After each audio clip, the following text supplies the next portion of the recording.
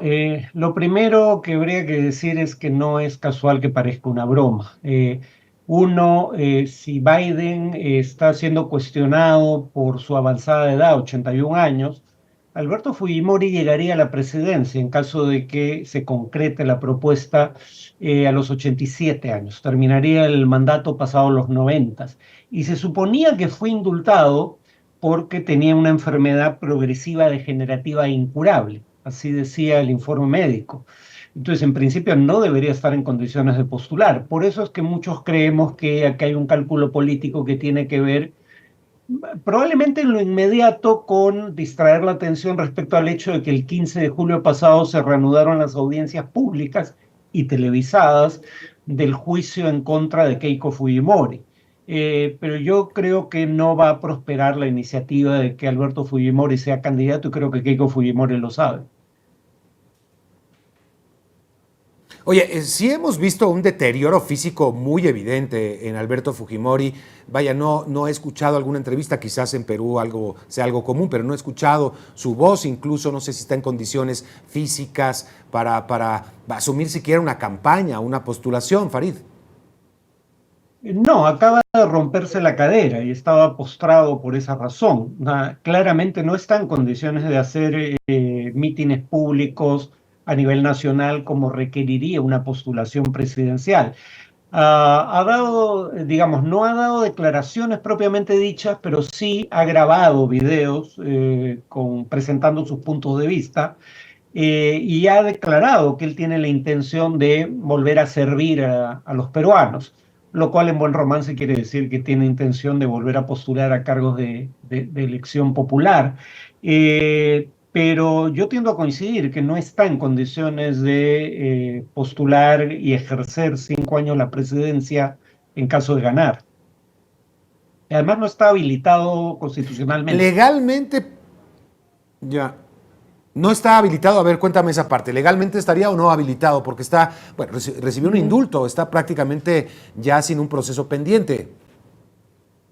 Sí, incluso un expresidente del Tribunal Constitucional que estuvo a favor del indulto de Fujimori dice que no estaría habilitado porque la Constitución establece que cualquiera que haya sido condenado en primera instancia por un delito doloso no puede postular a un cargo de elección popular. Fujimori no ha sido condenado únicamente en primera Mm. instancia, ha sido condenado tras apelación, o sea, en instancia final y sirvió pena de prisión. Y si bien se le ha concedido un indulto humanitario por una enfermedad que todo parece indicar no era progresiva, degenerativa e incurable, porque, digamos, casi una década después de concedido el indulto, puede postular a la presidencia, según su versión.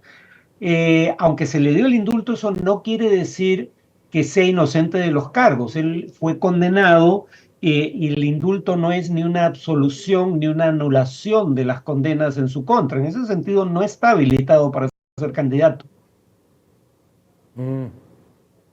Ah, muy interesante. Ahora también, si nos ayudas a recordar, Farid, porque yo recordaba cuando le fue otorgado el indulto, se argumentaban cuestiones de edad, cuestiones de sus condiciones físicas, de sus enfermedades, pero también había una condición muy particular en el Congreso peruano, donde el fujimorismo, el bloque que todavía representaba Alberto Fujimori, pues tenía prácticamente entre la espada y la pared en el gobierno de aquel entonces.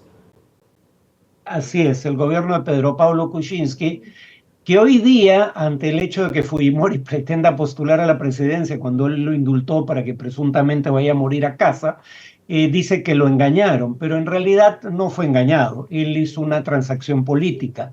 El hijo de Alberto Claro. Fujimori, Kenji, que era parte de la bancada de Fuerza Popular en el Congreso, estableció un acuerdo con Pedro Pablo Kuczynski mediante el cual se indultaba al padre de Fujimori, de Kenji, y a cambio este le concedía a Pedro Pablo Kuczynski, entonces presidente, los votos necesarios para evitar que fuera vacado del cargo de presidente.